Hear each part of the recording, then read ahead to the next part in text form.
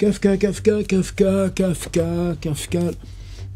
François Bonlet, Carnet, on reste encore un peu dans Kafka, parce qu'à mesure que tu lis quelque chose, tu passes à un endroit, passes à un autre.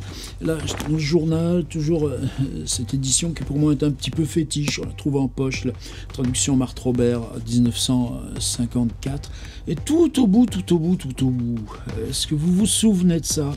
Donc 1923, les derniers moments de Kafka. Et ensuite, là, hop là, ça fait pas beaucoup. C'est des notes de voyage, des journaux de voyage, évidemment tenus de façon intermittente. Alors le plus célèbre, c'est le voyage à Paris avec Max Brod et puis un autre, ces hôtels sans hygiène parce qu'ils n'ont pas beaucoup d'argent, donc ils nous font visiter tous les piscines, les bains publics, comme ces trois jeunes hommes à Paris en 1900, je sais pas quoi, on va au bordel. Et, un autre voyage à Weimar, un voyage, vous savez, en Italie, les aéroplanes de Brescia. Et puis, là, au tout début, il y a un tout petit ensemble de 4-5 pages. Alors, on est en 1911. Kafka, il a 30 ans quand même. Mais il n'a que 30 ans. Pourquoi j'en parle? Parce que, si je regarde là, hop là, cette biographie-là, en 3 tomes, dont on a maintenant les 2 premiers de Rainer Starr, qui est paru l'an dernier, et il vient d'être promu. Et maintenant, il est contrôleur dans sa compagnie d'assurance. Puis après, il deviendra directeur du service juridique. Et ces nouvelles fonctions entraînent qu'il doit aller sur place, voir. Les agences, c'est simplement des caisses de secours. Alors, caisses de secours, là encore, dans la correspondance, on a bien des éléments. On a aussi quelques documents administratifs qui nous sont venus de Kafka. Un ouvrier meurt dans une mine. Un ouvrier se fait déchiqueter par une machine. Sa veuve, 3 enfants, 4 enfants. Est-ce qu'elle va toucher quelque chose ? Si le patron dit « Ah, il s'en servait mal de la machine », ou si le patron dit « Moi, qu'est-ce que je pouvais faire par rapport à l'accident dans la mine ?» Et Kafka, au niveau européen, va participer à Zurich, à Berlin, dans les années à venir, à élaborer ce qui n'existe pas de toute façon, là, dans l'Empire austro-hongrois, c'est-à-dire le droit du travail, les formes juridiques du droit au travail. Donc là où il va, c'est faire l'inspection des caisses de secours. On peut supposer qu'il y a des dossiers en attente, il y a des demandes, donc lui il doit négocier entre les victimes et puis la direction. Alors, il semble que de tous ces voyages professionnels, ce soit le seul là où, en même temps, il ramène un petit cahier, 5 pages de notes. Alors où on va? Ce qui est bizarre aussi, c'est que malgré on est si longtemps après la fin de l'Empire austro-hongrois, le monde n'a pas changé. C'est toujours traduit Friedland et Reichenberg. Alors des Friedland, tu en as plein en Allemagne, même là dans la petite enclave là, ex-Königsberg, Kaliningrad, des Reichenberg, il y en a aussi dans le bas de Württemberg, tout ça. Non. C'est des toutes petites villes, des petites villes minuscules qui sont dans le nord de ce qui est maintenant la Slovaquie, presque à la frontière de Pologne. C'est-à-dire que maintenant, c'est plus orthographié Friedland, c'est Friedland. Je ne vais pas me risquer à le prononcer, mais enfin, en tout cas, l'orthographe du nom de la ville garde le Friedland, mais réorthographié de façon slovaque. Et Reichenberg s'appelle Telenek. Donc on est janvier 1911. Autre point, avant que je lise, il va parler de sa vie à l'hôtel. On va avoir un long passage sur ces conditions concrètes là de l'hôtel. Eh bien, il se peut très bien, quand il parle là des lampes, il veut une lampe pour travailler. C'est normal que monsieur l'inspecteur des assurances, là, qui vient pour la caisse de secours, souhaite travailler. Mais il est probable que ce travail, la nuit, ce soit l'écriture Tieferfahnd, donc, la métamorphose. Donc, plein de choses qui nous raccrochent à ces 3 pages. D'abord, on va commencer par le train. Le train pour y arriver. Un juif de Reichenberg, donc Tedelec maintenant, dans mon compartiment, se fait remarquer par de petites exclamations au sujet des express, qui ne sont express qu'à en croire les tarifs. Pendant ce temps, un voyageur maigre, exactement ce qu'on appelle un écervelé, avale en hâte du jambon, du pain, 2 saucisses dont il gratte la peau jusqu'à la rendre transparente pour jeter finalement les restes et les papiers sous la banquette derrière le tuyau de chauffage. Tourné vers moi, il a lu d'un bout à l'autre 2 journaux du soir, tout en mangeant avec cette hâte, cette fougue inutile qui me sont si sympathiques et que je m'efforce en vain d'imiter. Tu vois, lui, le végétarien, manger de la saucisse, non. Oreilles écartées, nez relativement aplati, s'essuie les cheveux et le visage avec ses mains grasses, mais sans se salir, ce qui n'est pas permis non plus. En face de moi, monsieur à la voix fluette, dur d'oreille, portant bouc et moustache, il se moque du juif de Reichenberg, tout bas d'abord, sans se démasquer, sur le mode ironique. Après avoir échangé avec lui des regards d'intelligence, je m'associe à sa moquerie, non sans quelque répugnance toutefois, mais poussé par un quelconque respect. Plus tard, il apparaît que cet homme qui lit le journal du lundi, comme moi, à petite gorgée, ne présente pas le moindre intérêt. Puis il y a encore un jeune garçon aux joues rouges qui lit le Interessantes Blatt. Tu vois tout ce qu'on lisait avant les téléphones portables, mais quand tu es juif et que le pecno à côté de toi, il te montre le gars le coin du compartiment qui se fait ses petits gestes, parce que c'est un juif. Qu'est-ce que tu fais? Qu'est-ce que tu dis? Le jeune homme, ce jeune garçon aux joues rouges qui lit le Interessantes Blatt, il en déchire les pages sans aucun égard, à l'aide du plat de la main, mais le replie finalement comme s'il s'agissait d'une pièce de soierie, avec ce soin des gens oisifs que j'admire tant, le comprime plusieurs fois, en écrase les coins de l'intérieur, le consolide de l'extérieur, les poussette sur toute sa surface, et le met, épais comme il est, dans la poche intérieure de son veston. C'est donc qu'il continuera à le lire chez lui, je ne sais pas du tout où il est descendu. On est arrivé, tu vas à l'hôtel. Février, dans le nord de la Slovaquie, près de la frontière polonaise, il fait pas chaud. L'hôtel de Freitland, le grand hall. Je me rappelle un Christ en croix qui n'y était peut-être pas du tout. Pas de chasse d'eau dans les cabinets. La tempête de neige s'y engouffre par en bas. Pendant un certain temps, je suis l'unique client. La plupart des noces de la région se fêtent dans cet hôtel. Je me rappelle très vaguement avoir jeté un coup d'œil dans une salle au lendemain d'une noce. Donc il est resté un certain temps là, dans ce déplacement professionnel. Il faisait très froid partout, dans le hall, dans le couloir. Ma chambre était située au-dessus de la porte d'entrée. Le froid avait tout de suite attiré mon attention, et combien plus encore quand j'en eus compris la raison. Devant ma chambre, il y avait une espèce de cabinet attenant au hall, sur une table, 2 bouquets provenant d'une des noces, oubliés dans des vases. Les fenêtres ne sont pas fermées par des loquets, mais par des crochets fixés en haut et en bas. Je me rappelle maintenant qu'une fois, pendant un bref instant, il m'est arrivé d'entendre de la musique, mais il n'y avait pas de piano dans la salle commune. Cela venait probablement de cette salle réservée aux noces. Quand je fermais la fenêtre, je voyais toujours le magasin d'alimentation situé de l'autre côté de la place du marché. Ma chambre était chauffée avec de grosses bûches. La femme de chambre. Voilà, proximité avec ce personnage. La petite demi-page qui suit. Elle a une grande bouche. Elle est venue une fois, malgré le froid, avec la gorge et le cou nus. Elle est tantôt absente, tantôt étonnamment dévouée. Moi, toujours également respectueux et gêné, comme je le suis généralement avec toutes les personnes aimables. Afin de pouvoir travailler l'après-midi, le soir, j'avais fait mettre une lampe électrique plus forte. Elle en fut toute contente quand elle s'en aperçut en entrant pour allumer le feu.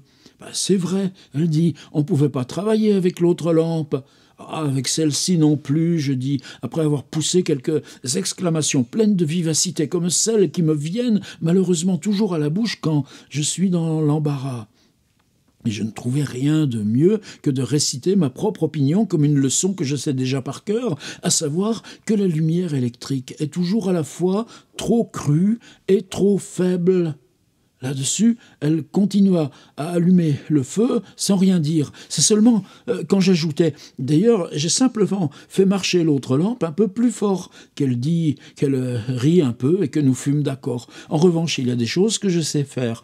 Je l'ai toujours traitée en demoiselle et elle s'est toujours réglée sur mon attitude. Un jour, comme je rentrais à l'hôtel à une heure inhabituelle, je la vis en train de laver le parquet dans le hall glacé. Je lui épargnais toute honte, mais sans que cela me coûtât le moindre effort, simplement en la saluant et en lui demandant je ne sais quoi à propos du chauffage. Le train encore. Voyage de retour de Raspenau à Friedland. À côté de moi, cet homme raide, pareil à un mort, dont la barbe tombait par-delà la bouche grande ouverte, et qui, quand je lui demandais un renseignement concernant la gare, se tourna aimablement vers moi et me donna le renseignement de la manière la plus vivante du monde. Le château. Alors, si vous allez sur Internet, là, puis vous trouvez là, dans le haut de la Slovaquie, Friedland, comme ça s'écrit maintenant, à NT à la fin, il y a toujours ce château, qui est un château plutôt bas, un peu labyrinthe, un peu sur le modèle du Ratchin de Prague, évidemment, à l'échelle là, du village, mais ce n'est pas le grand château des Carpates dominant, surtout pas. Le château de Friedland, nombreux points de vue d'où on peut le voir, de la plaine, d'un pont, du parc entre des arbres dépouillés de leurs feuilles, de la forêt à travers les grands sapins. Château étonnant par son mode de construction. Les différentes parties se chevauchent. Quand on entre dans la cour, il met longtemps à s'ordonner, parce que le lierre sombre, la muraille d'un gris noirâtre, la neige blanche, la glace couleur d'ardoise qui recouvre les pentes, augmentent la diversité de ses aspects. En effet, il n'est pas construit sur un large sommet, c'est plutôt le sommet assez pointu qui est entouré de bâtiments. J'escaladais la route en glissant continuellement sur la chaussée, tandis que le chapelain que je retrouvais en haut montait facilement, lui, en empruntant 2 escaliers. Partout du lierre, d'une petite place qui forme une pointe avancée, on découvre une vaste perspective. Un escalier qui monte inutilement contre la muraille cesse à mi-hauteur. Abandonnés, les chaînes du pont-levis pendent à leur crochet. Vous avez vu le château? Allez, un petit tour dans le parc. Joli parc. Comme ces arbres sont diversement groupés, qu'ils s'étagent en terrasses à flanc de coteaux, mais descend aussi jusqu'à l'étang qu'ils longent en partie, on ne peut pas du tout imaginer l'apparence qu'il a l'été. 2 cygnes sont immobiles dans l'eau glacée de l'étang. L'un d'eux fourre la tête et le cou sous l'eau. J'emboîte le pas à 2 jeunes filles qui se retournent constamment, inquiètes et curieuses, vers moi, qui suis inquiet et curieux, et en outre indécis. Je me laisse conduire par elles sur un chemin qui, longeant la montagne, passe sous un pont, dans une plaine, sous un remblai de chemin de fer, puis après avoir traversé une rotonde surprenante formée par le remblai et une pente boisée, nous conduit tout en haut, dans une forêt dont apparemment nous ne verrons pas de sitôt la fin. Les jeunes filles marchent d'abord lentement, puis comme je commence à m'étonner des dimensions de la forêt, elles accélèrent le pas, mais à ce moment, nous sommes déjà sur un plateau balayé par le vent, à quelques pas de la ville. Puis, dans cette ville, il y a une attraction, c'est un panorama. Je vais vous parler du panorama, ensuite il y aura juste un passage sur le libraire, Kafka achetant un livre.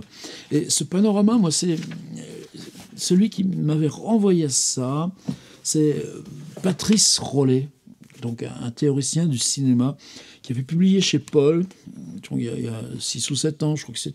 Non, même pas, attendez. 2019. Descente au limbe il y a un livre sur le rapport d'un certain nombre d'écrivains au cinéma. Alors, par exemple, André Breton et donc Franz Kafka, Walter Benjamin. Et de qui il nous parle encore? Il parle beaucoup de Straub et Huillet comme cinéaste. Hop là, prenant la littérature pour fabriquer leurs films. Et c'est en lisant le chapitre Kafka là, de Patrice Rollet que j'ai relu ce texte-là autrement. Il parle aussi beaucoup du cinéma chez Kafka via les conversations avec Gustave Janouch. Ça, on en a déjà parlé. Alors, Panorama.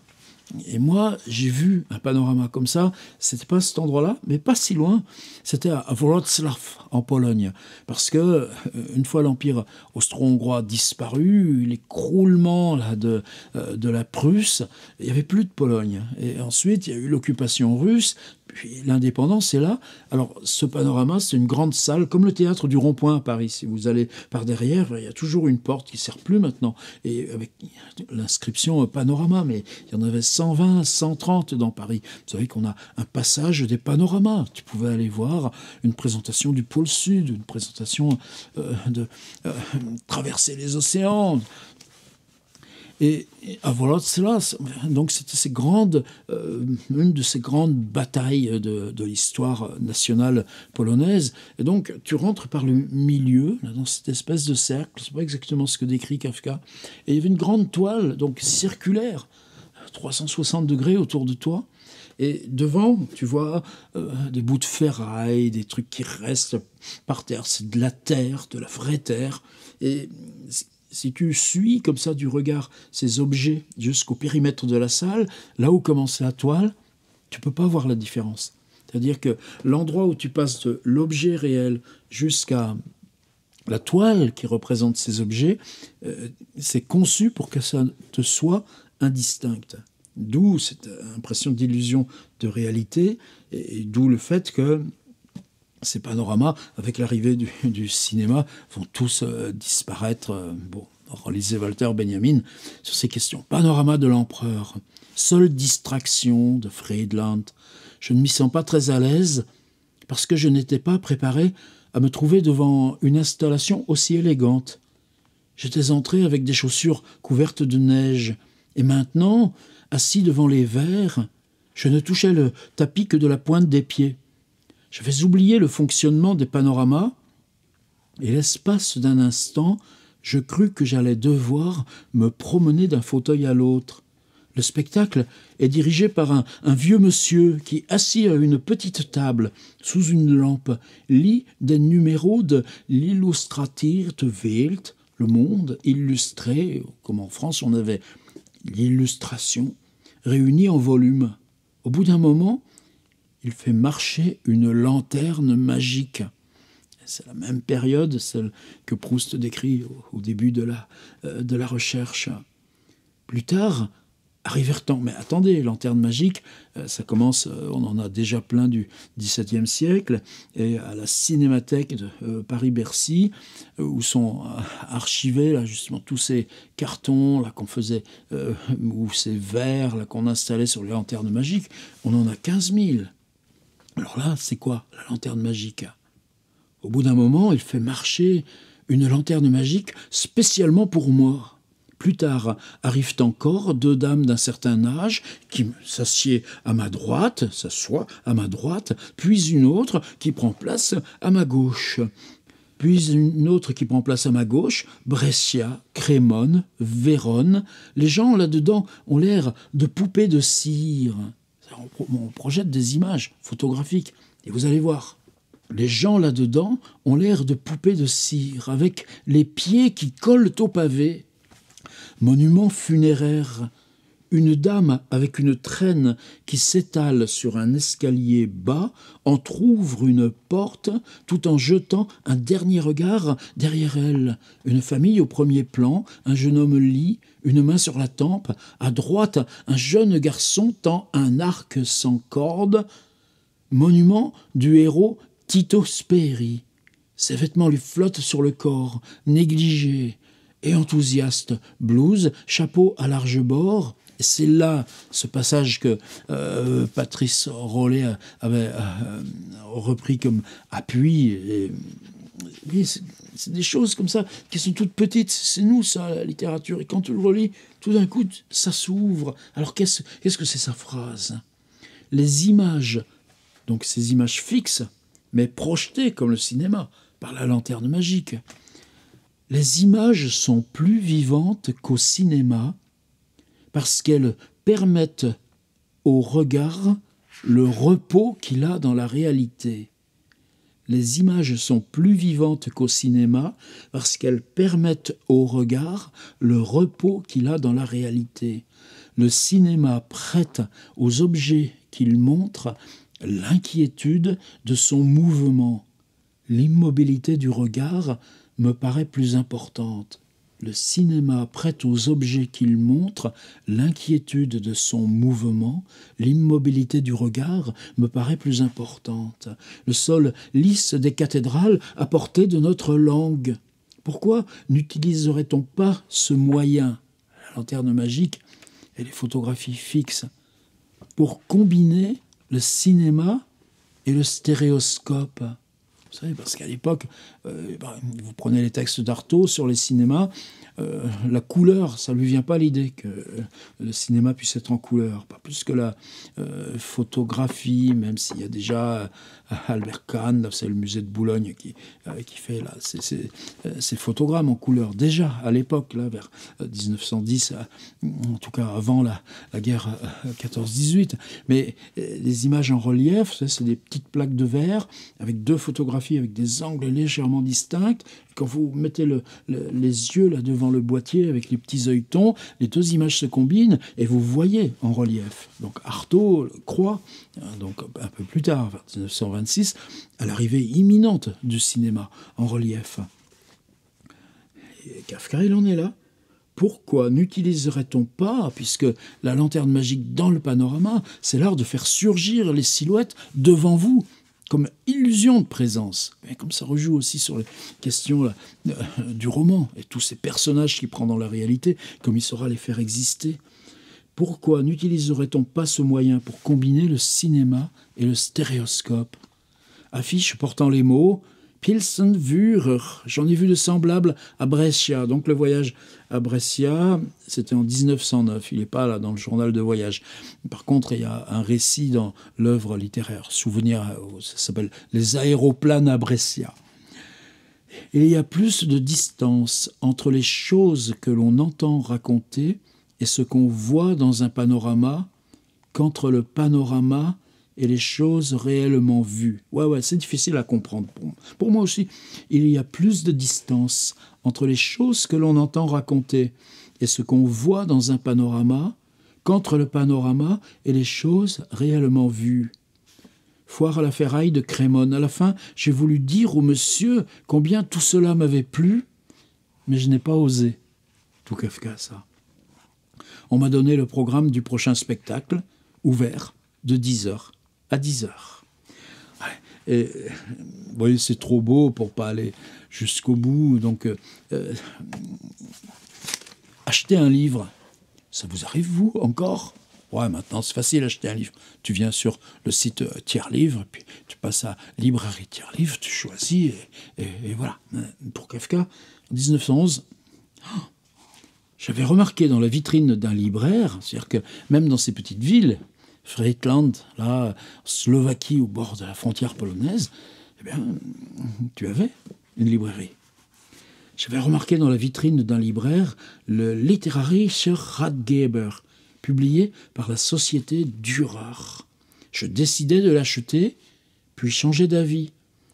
Puis revins à ma première idée, ce qui m'amena à m'arrêter plusieurs fois devant la vitrine à des heures très différentes de la journée.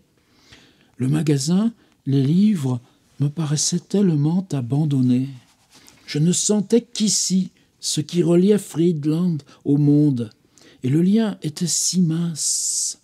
Mais comme tout abandon me donne en retour un sentiment de chaleur, je ne tardais pas à sentir aussi combien cette librairie était heureuse.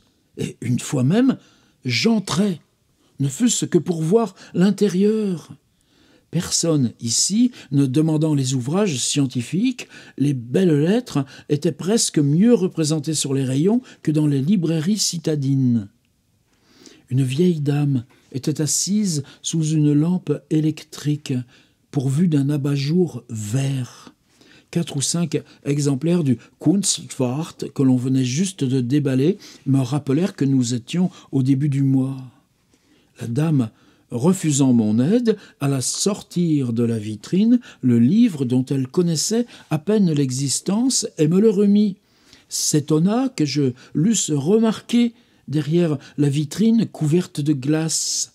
Je l'avais déjà vu auparavant et commença à chercher le prix dans ses registres, car il l'ignorait et son mari était absent. « Je reviendrai ce soir, dis-je. Il était 5 heures l'après-midi. » Mais je n'ai pas tenu parole. Voilà, Kafka, séjour à Friedland, nord de la Slovaquie, toute petite ville près de la frontière, où pendant, est-ce que c'est une semaine, puisqu'il visite le château, peut-être un dimanche au milieu, il inspecte la caisse de secours et s'occupe des dossiers. Là, droit du travail, caisse de secours. Ça en dit déjà suffisamment. Ensuite, c'est Reichenberg, c'est plus court, mais tenez, un sergent de ville ignore l'adresse de la caisse ouvrière de secours. Un autre, celle de l'endroit où a lieu l'exposition. Un troisième ignore même où se trouve la Johannisgasse. Ils expliquent cette ignorance par le fait qu'ils sont depuis peu de temps en fonction.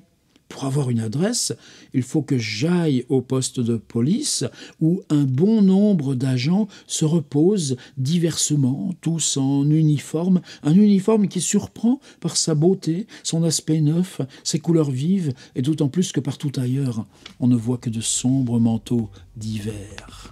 Et là, tu as tout l'empire austro-hongrois dans ces pays-là qui, de toute façon, ne parlent pas allemand. Kafka, l'allemand, c'est une langue apprise, deuxième langue, troisième, puisque à la maison, il y a le yiddish, à l'école primaire et dans la rue, c'est le tchèque, et encore le pragois, qui ne doit pas être le slovaque qu'on parle à cet endroit-là. Et ensuite, il y a la langue des maîtres, l'allemand. Et c'est parce que l'allemand est cette troisième langue que sa littérature prend cette force, ce dépouillement. La force d'une image, c'est le temps qu'on met à prononcer les mots. Il écrira une fois. Voilà, ce petit journal. Et tout d'un coup, là, cette description du panorama, avec cette réflexion sur le cinéma et l'inquiétude du cinéma. Si vous n'avez pas lu ça depuis longtemps, reprenez votre journal. C'est juste là, tout à la fin. Avant...